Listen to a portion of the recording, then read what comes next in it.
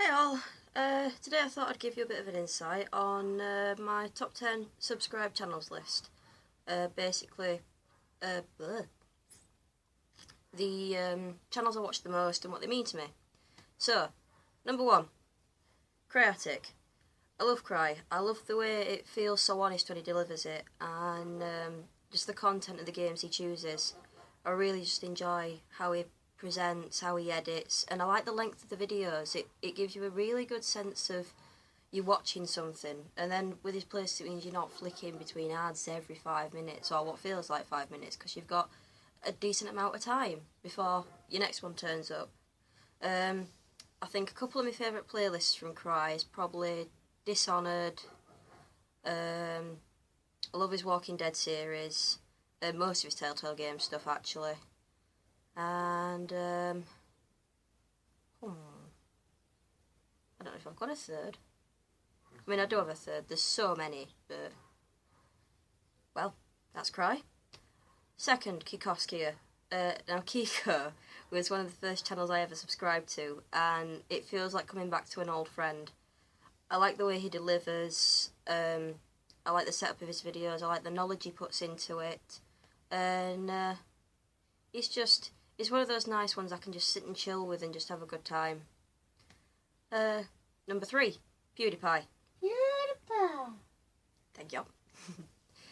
I love Pewds. I started with him when he was maybe a year into it, and he was doing all the horrors, and I just love the characters he created while he was doing it, like Stefano!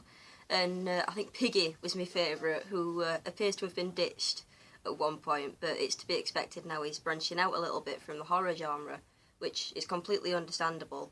But like, I love his entertainment value, the way he edits things as well, with the and he's just off with that new face cam he's got, and his little bits with Edgar as well, they're always good, and the vlogs and stuff, Fridays with PewDiePie or Fridays with PewDiePie, they're awesome. Just the insight and the humour, it suits me. It's really good for me entertainment value.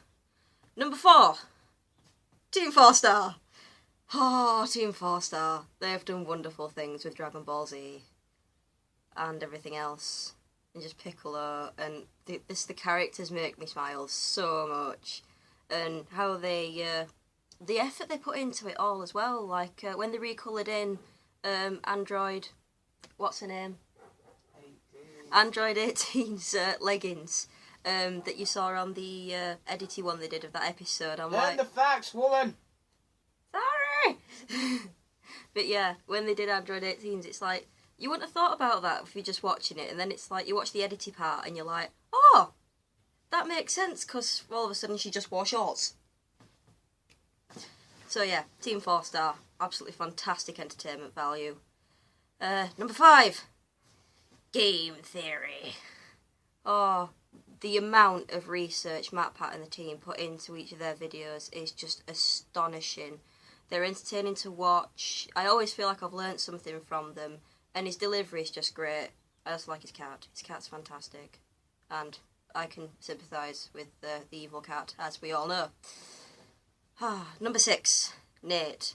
Now, recently Nate's branched off from his original channel, where I started with him when he just had 1, and now he's got 2. I watch the games he does more than his actual music and stuff, but his music is fantastic.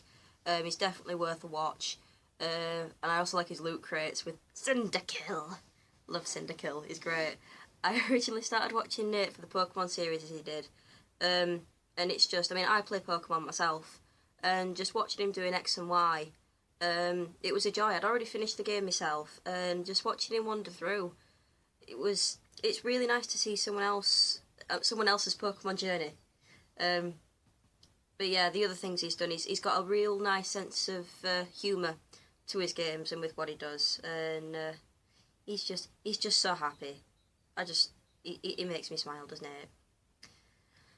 Number 7, Marble Hornets. Now, I'm not entirely sure whether Marble Hornets has finished its run or not, but at the time, when they were uploading, well, it was always periodically, let's be honest, I'd be sat there on my subscriptions, a video would turn up, I'm like, boom, I'm there. Just the way they did and presented the story that they created for the Slender Man mythos with that, it was really well put together, really fantastic, and it made sense. Like, some of the other Slender vids, they use Twitter, or one of them uses Formspring, and they've got different bits of information everywhere, whereas Marble Hornets always seem to be contained in YouTube, so it was much easier to follow. And even though the time you're waiting between videos was a bit, oh god, give me the next one now!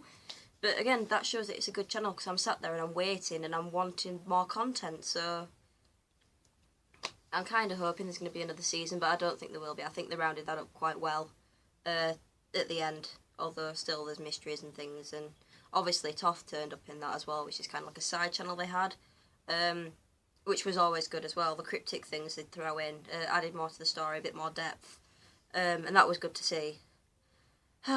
Number 8, Creepypasta Junior. Now, he's like my bedtime story. I love my horror stuff, and some of the certain creepypastas he picks up and he does, I mean, his voice quality with them is really good. I just enjoy the way he tells them. There's a couple hit and miss I've come across where I'm like, oh really, did I want to listen to that one? But I clicked on it anyway and I watched it all the way through. I've never cancelled or stopped viewing a video halfway through. It uses good content, I like it. I mean, let's think. I think one of my favourites was the playlist he did about the woman who he thought was cheating. I can't remember what it was called. Oh, I wish she hadn't cheated, or I wish all she had done was cheated, or something like that. I wouldn't have minded if she'd cheated. It's like a series of 5 videos, and the way that's told's really good, because with the periodic things, it's as if he's followed the character's development in it as well. So you can tell there's a lot of thought being put into it, and I like Creepypasta Junior. He is my bedtime story. Number 9, Chris Stuckman. Now, I've recently come across Chris. The way he does reviews, spot on. Love it. It's plain. It's just, boom, right, this is what it is. This is how I feel about it. There you go. And he does a sideline called Hilariosities, and I now want to watch all these films. I've already seen The Wicker Man, and I know exactly where he's coming from, and I just want to see them all, because he points out some great things, and also his list of favourites that he's doing off and on. Now, he's not got a top 10 or anything like that, he can't do it, but what he does do is he shows us some of his favourite films and why, and that's really good. It's I've already seen American Psycho, for example, and that's one of them, and the way he describes his love for it is really, it's enriching to the soul. And number 10, finally, Simon's Cat. I adore Simon's Cat. I love the way it's animated, I love how simple it is, and I love the mischief that cat gets poor Simon into, and the kitten as well. So yeah, Simon's Cat, it's a nice, I mean, they're only short videos, but you can tell a lot of work's been put into them, and it's just really fun to watch. They remind me, actually, of the old newspaper videos you get, and I think that might be what the Simon's Cat book does. But the videos themselves, just these little shorts, they're so entertaining, and you can see when you work with cats or you live with cats, you know where these stories are coming from, especially the video The Fly. I know that so well. Yes, kitten. Especially The Fly. The sheer destruction created by chasing this one thing. Yeah, you can feel it.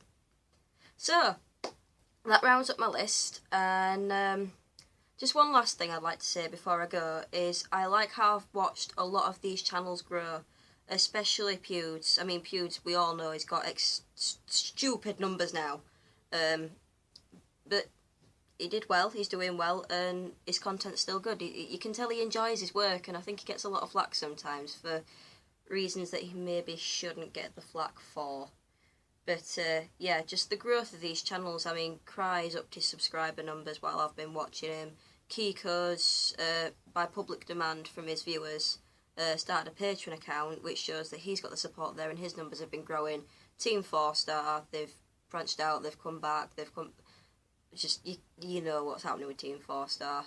Game Theory, the numbers, the Draw My Life I've seen while I've been following them, huge, and obviously Marble Hornets just exploded the internet when it came to all the Slenderman stuff. So, I mean, they were one of the first vloggers, shows, to start doing the Slenderman stuff, and yeah, their growth was exponential, and again, fantastic to see. And also how they branch out as well as they do grow with channels. The more diverse things they put in, the more stuff they add, and just the more content they create for the viewers. I think it's really good, and it shows a really good quality of what these people are wanting to produce for you. Oh yeah, and obviously Nate with 2 channels now rather than just 1. Anyway, there'll be a link in the description to all the channels I've mentioned. If they've got multiple channels that I watch, like Nate's for instance, I'll put a comma and then put the other one next to it, but each one for where it is in the list will have a number, so it's easy to find. So yeah, that's all for now.